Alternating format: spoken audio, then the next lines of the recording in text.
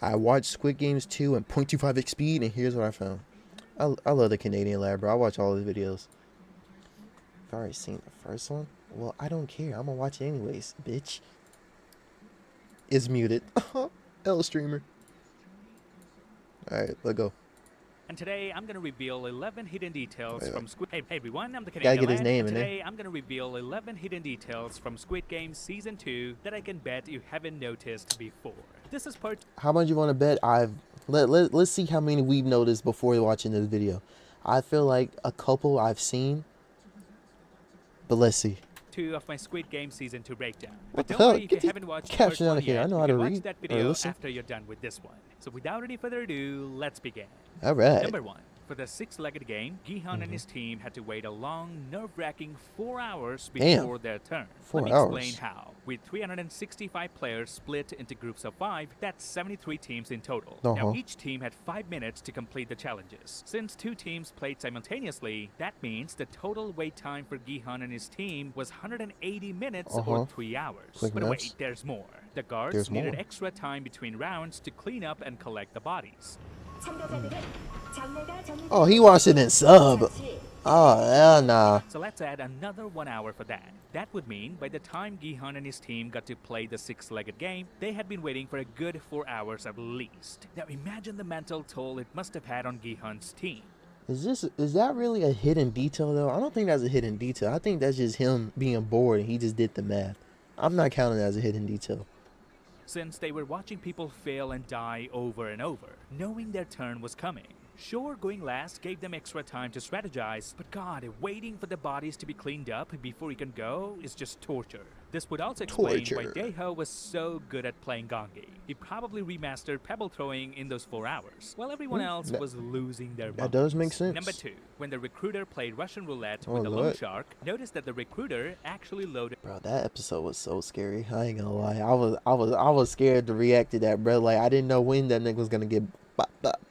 A dummy bullet. You can tell it by looking at the hole at the base of the casing. Here's how it works. That hole that you see is where the primer sits. The primer is a small explosive that when struck by the firing pin, ignites and propels the bullet out of the barrel. If the primer has already been hit or is missing altogether, the gun won't fire. So in the first round, there was 0 chance of the gun firing.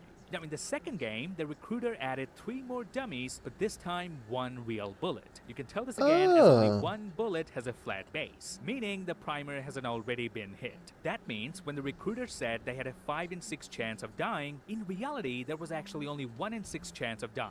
죽을 확률은? Oh. Why would you do that?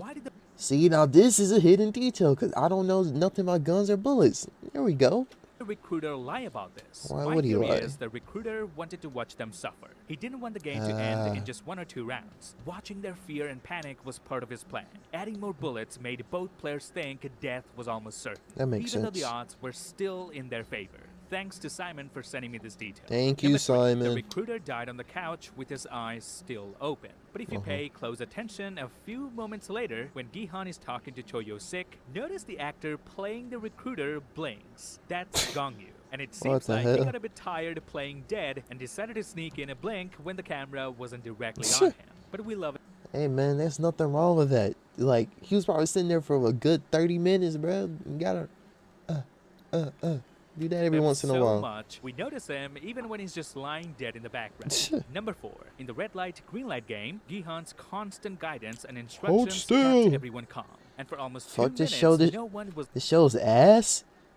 Trash it. What the fuck? Season 2 was amazing, bro. What are you saying? The actors are great. Fuck off. Eliminated. This was frustrating for the frontman, as the game usually sees a massive elimination spree. You know, made me forget what you was talking about, bitch. Within the first instructions kept everyone calm. And for almost 2 minutes, no one was eliminated. This was frustrating for the frontman, as the game usually sees a massive elimination spree within the first minute. But when player... Imagine blinking, he had 1 job. Look, nigga, you sit like this for 24/7, bro. You don't have to blink. The fuck? 196 finally gets eliminated, the frontman breathes a sigh of relief and casually takes a sip of his drink. Now here's where things get interesting. If you look closely at the screen he's watching, you'll notice 3 dead bodies on the ground. And that is a mistake, because at that point in the game, only player 196 should have been eliminated, no one else. Number 5. Hey, this nigga's on. He on dick, bruh. the VFX artist can't get away with nothing with him. In episode 5, the frontman offers his milk to the pregnant girl, saying, I know this one. He's gonna say he doesn't drink milk because in season 1 his brother said that his brother doesn't like milk or something like that. I remember this hidden detail. Drink plain milk. Watch.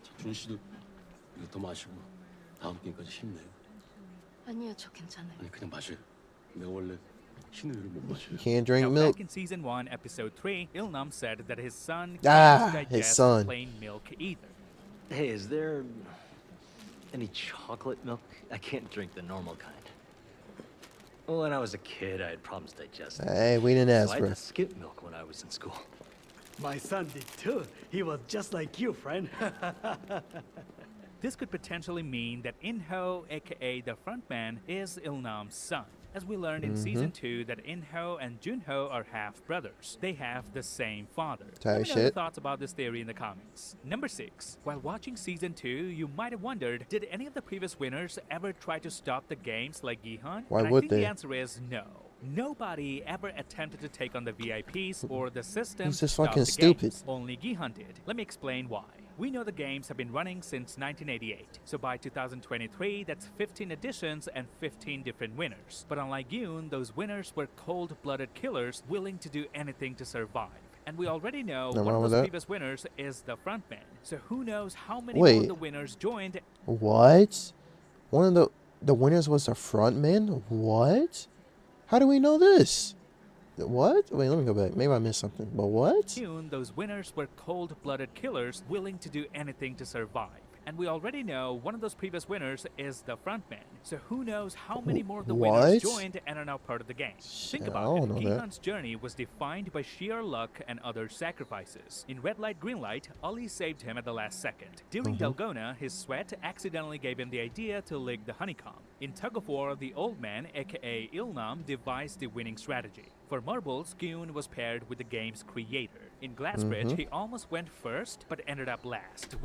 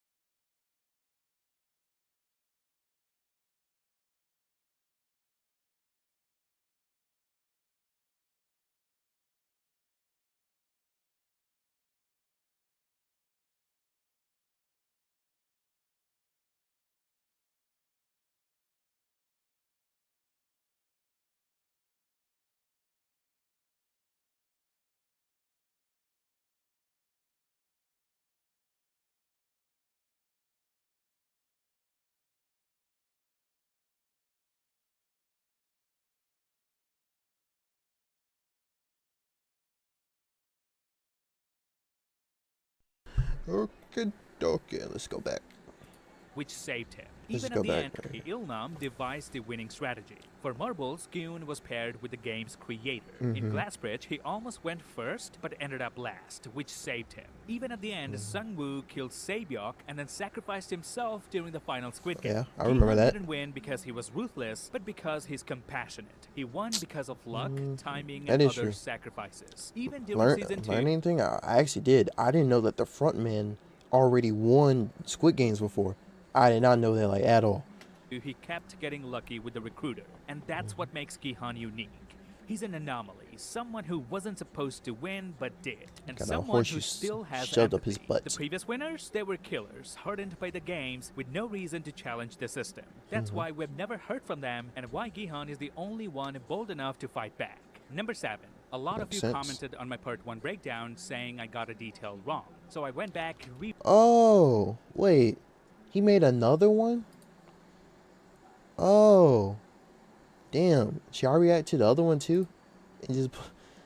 watched, damn. and now I'm here to clarify. Maybe I The should react to the detail other was one. this. In the red light, green light game, when everyone realizes that lives are truly at stake and players genuinely die for breaking the rules, notice how the son immediately jumps into action to protect his mother when green light is called. He quickly shields her, putting himself in front. Be But later, son, man. during the mingle game, the same son abandons her. This small detail... Bro, he did not abandon her, bro. They literally held both his arms and nothing he could do. That's some bullshit. You know that lock in, bro. Shut up. I'm gonna watch the other one after this. Human behavior can change when there's a huge amount of money at stake. So as I mentioned in part 1, the son abandons his that's mother not during the mingle abandonment. game. But many of you believe he didn't actually abandon her. He Type was shit. forcefully grabbed by the 2 other guys. Type shit. Well, I hear you lads, but I still stand by my take. Yes, at first the 2 guys do grab take him is wrong. and drag him away from his mother, and yes, he does try to resist them, but only up to a point. Because if you look closely, and I'm gonna slow it down for you here, there's a moment where they stop grabbing him. At this point, he could have simply run back to his mother, but instead he gives up resisting, then they both be turns dead. his back Like, on her, what and willingly walks into the room to safety. For Come me, on, that's bro. a clear case of abandonment. So I hope you see the point I'm trying to make here.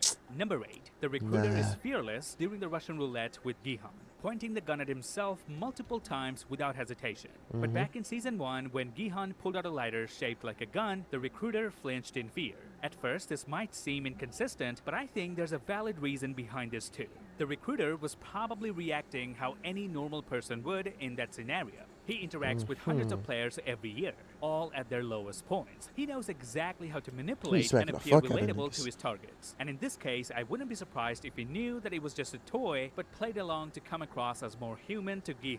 And who would expect an average guy down on his luck to carry an actual gun? I don't think he knew that was a toy gun. I think he just did that to play it off, though. And acquiring a real look firearm at in him. South Korea Look is at him. incredibly difficult for the average person. So his reaction might be part genuine You hear him surprise begging and to part go back? calculated What do you performance. mean? Number 9. Notice how Gihan never uses an umbrella in the show. In Season 1, he was always walking in the rain without one. Even when he went to his ex-wife's apartment, he forgot to take the umbrella back. Now 3 years later in Season 2, he's still out in the rain without an umbrella. Maybe he just likes the rain, bruh. bruh. Weird habit of just going out in the rain throughout the series. It's almost like the Dalgona game with the umbrella-shaped honeycomb left him with a lasting impression. Honeycomb. Maybe carving out that shape made him see umbrellas in a whole new way. It's also a throwback to Season 1, where he said that he always used to forget his umbrella as a kid. Well, growing up, I'd always lose my umbrellas and my mom would get angry. So then she gave I me ain't gonna lie. broken He's just a ones to bring to dumbass for school. that. I always wanted her to get me one of those good umbrellas. How you like the forget other your kids. umbrellas? Such a small character trait, and I love how director Dong-hyuk Kwang kept it consistent across both seasons. Gihan and his forgotten umbrellas, it's just so him. Number 10. Back in Season 1, during the Dalgona game, the umbrella design on the wall was pretty simple. A basic umbrella shape. But the one players had to carve out from the honeycomb was much more complex, with extra Just a little angles that bit. made it harder to cut out. Cut to Season 2, when Gihan dreams about another round of Dalgona, notice in his dream, Bro. the umbrella on the wall When I thought that shit was real, I was genuinely terrified for him, bro. I'm like, he's about to get blasted. matches the exact design he had to carve out Kendra while won a playing. Grammy. But in reality, the wall back then only had a basic umbrella design. This inconsistency wasn't a mistake. It was deliberate. It highlights was that his dream. Gihan is dreaming, and his mind is reshaping the memory based on his own experience. It's also a clever visual clue for the fans to realize that what they're seeing isn't real, and Gihan is in fact dreaming. Type Number shit. 11. The recruiter offers homeless people a choice. Take some bread or try their luck with a lottery ticket. But the show never really explains why he does this or who told him to. Well, I think I figured out the reason. He's Oh, doing did it you? because he feels guilty, as his job is to recruit innocent people for a deadly game where most of them die. When they pick the ticket over the bread, it kinda annoys him. Like he's surprised people would rather gamble when they're starving. But honestly, that's the point of the whole show. People often chase the slim chance of a big win instead of just taking the safe option. The Who wouldn't, bro? We're all gamblers here, right, guys? Like, come on now. recruiter's choice to play this little game is him justifying Right. why he's part of the Squid He crashed Game. over He that bread thinks for no people reason, bro. would rather risk it all for money than just take what they need. Yes. He's not completely wrong, but he's not fully right either. It's like a mini version of the bigger theme of the show. People betting on a lucky break instead of playing it safe. Sure, it's just a scratch card, but it's the same idea. He's trying to convince himself that what he's doing is fine. And if we think about the players, they're not really making a bad choice either. Skipping one meal for the chance to win big, that makes sense. Even for the rich people, you can always skip one meal, but if you win millions, you're set for life.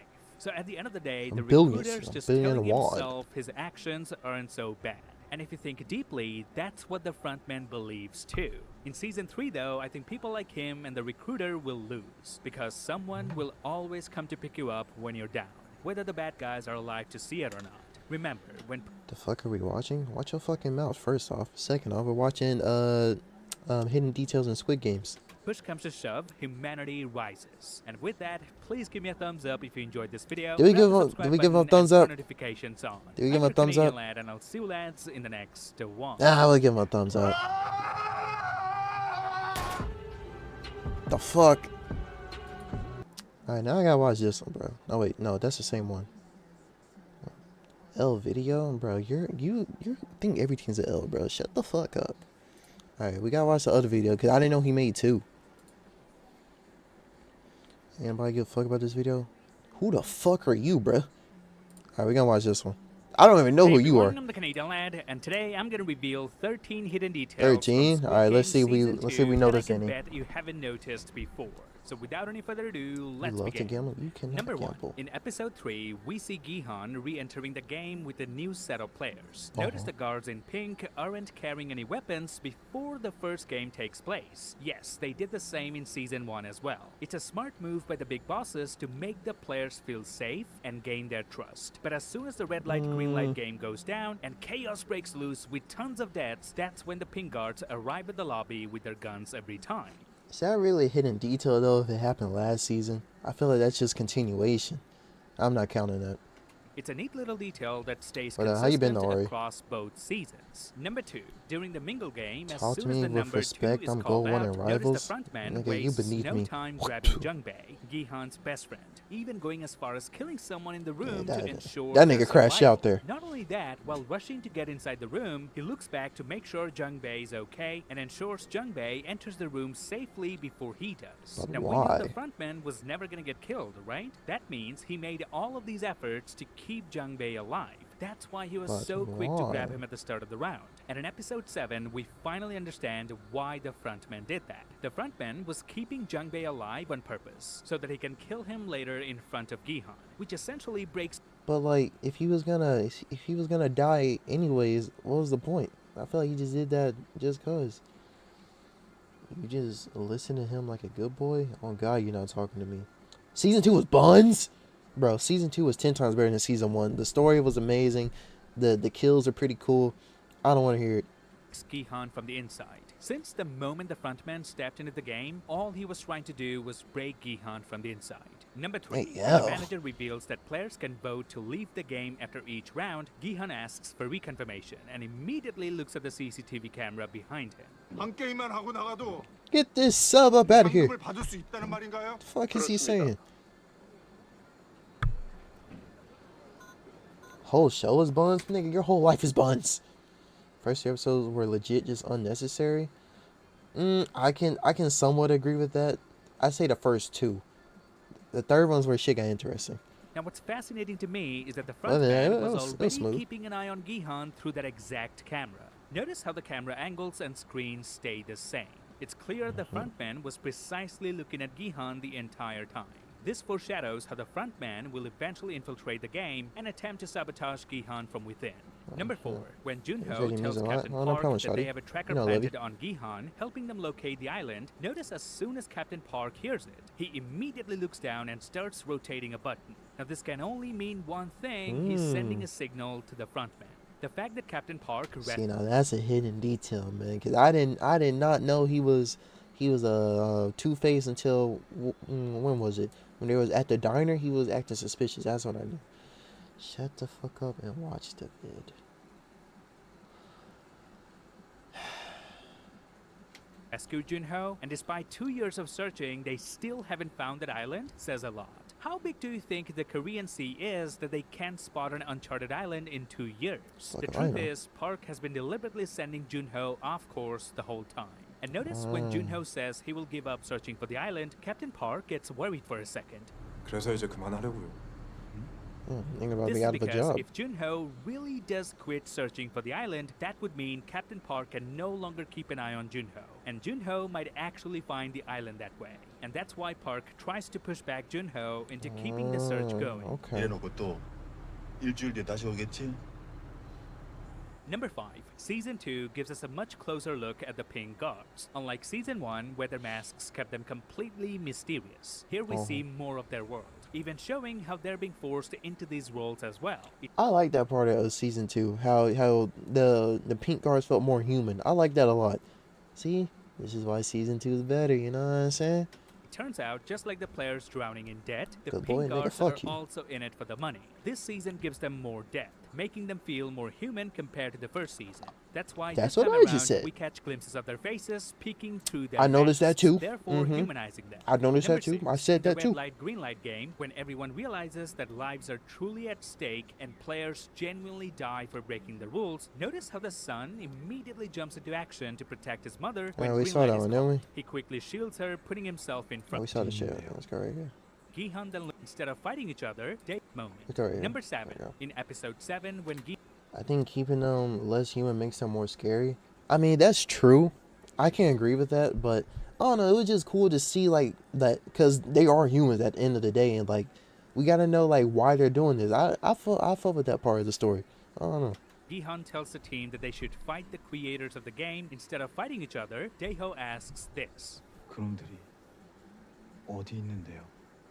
Gi-hun then looks up and says that the bosses are the ones watching them through the cameras from above. 저 위, 계단 위쪽에 I don't know how Nick 이 can watch 게임을 sub. 컨트롤하는 놈들과 시설이 있어요. But notice, while everyone looks up along with Gi-hun, Young Il, aka the frontman, never looks up. hidden Another detail. great detail I is noticed why that. he doesn't need to look up because he himself is one of the main bosses from upstairs. Number 8. During the spinning top game, the frontman fails 3 consecutive times, and then on the 4th attempt he succeeds. Now notice, during the first 3 attempts, Oh, he this is tried shit it Zark's with his pointing right out. hand. But on the final attempt, he threw the spinning top with his left hand and succeeded. This detail is actually a clever callback to Season 1, where we learned that the frontman is left-handed. That's what I just said, Number nigga. Shut up. During the 6-legged game, the frontman stays calm and collected, actually watching the players and seeming to enjoy their successes. It's almost as if he genuinely wants the players to do well. On the other hand, it's the VIPs who are the real villains. I forgot about the VIPs. Why didn't they bring them up in this season? Man, the VIPs was an interesting part of the first season. I ain't gonna lie, it was some weirdos, bruh. No shot from him fails, he gets killed. I don't think that was gonna happen anyway. It's just like in season 1 when the old guy lost to the marbles and they pretended to shoot him. Like I feel like that same thing was gonna happen, or they was gonna shoot him in the arm or something. They was gonna keep him alive. Constantly pushing to raise the stakes and cause more casualties. It was them who forced the frontman to turn off the lights during the glass stepping stone game, when one of the players had figured out how to tell the glasses apart. Number 10. As each game goes, the players slowly become numb to the deaths around them. In the first round, they're terrified. By the second, they've calmed down.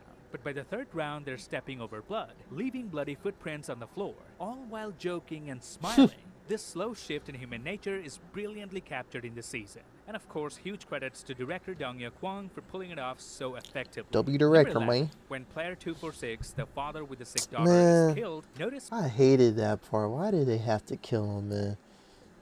I was rooting for him, I ain't gonna lie.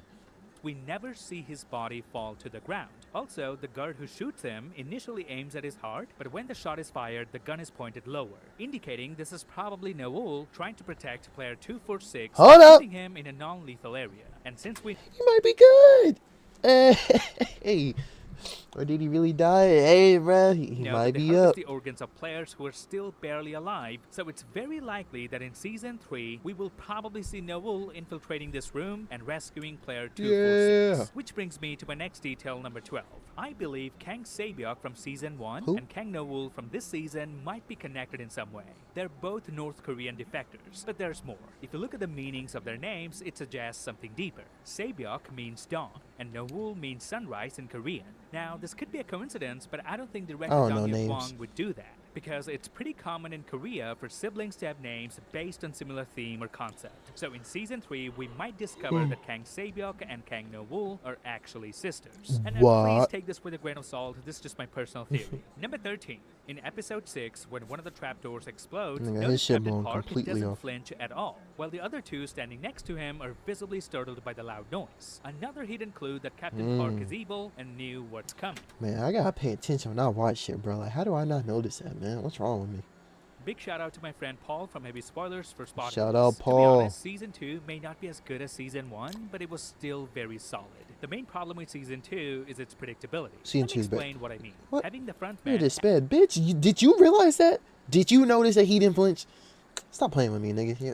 actively participating in the game, while we, the audience, already know who he is, removes a lot of the suspense. We know he's gonna survive, no matter how tough the game gets. So as a writer, you need to come up with clever ways for him to survive, instead of relying on simple twists like in Season 1, where Ilnam turned out to be the mastermind behind it all. We are also always expecting the course I frontman to did. Yeah, betray you're fucking Gihan at some yapping. point, since he's clearly the villain. Yeah, That's I why didn't know the that. timing and the manner of this betrayal need to be really creative, which limits the writer's options here. But despite these challenges, director and writer Dong Hyuk Kwang has done a fantastic job. For instance, when the frontman kills another player to protect Jungbae, or when he votes to stop the game at a moment where the audience expects a twist, these are really well-written scenes. In fact, the frontman is probably the best written character. To be fair, even analysts don't realize his first watch.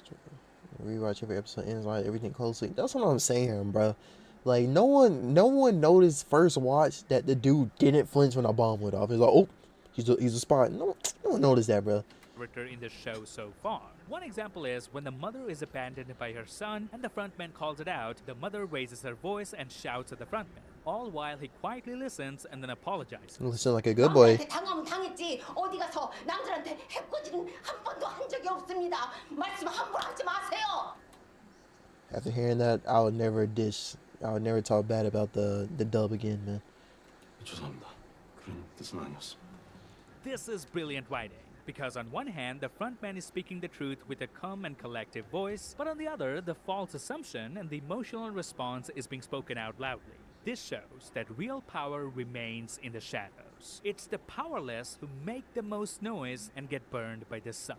The frontman really showed Gihan this season You like how that Reggie perhaps is? the main Nigga, shut the villain in fuck this up. story is You're a good boy to people's me. very own greed. He literally changed the rules of the game, giving players multiple opportunities to leave the game, and yet they somehow end up staying. This was the lesson frontman wanted to teach Gihan. As long as people don't change, the game will continue. Now, only That's time what- will tell whether Gihan will win this bet against the frontman, just like he did against Ilnam. And with that, I'm the Canadian lad. I'll see you lads in the next one. That shit. Be a good boy and keep streaming, bitch.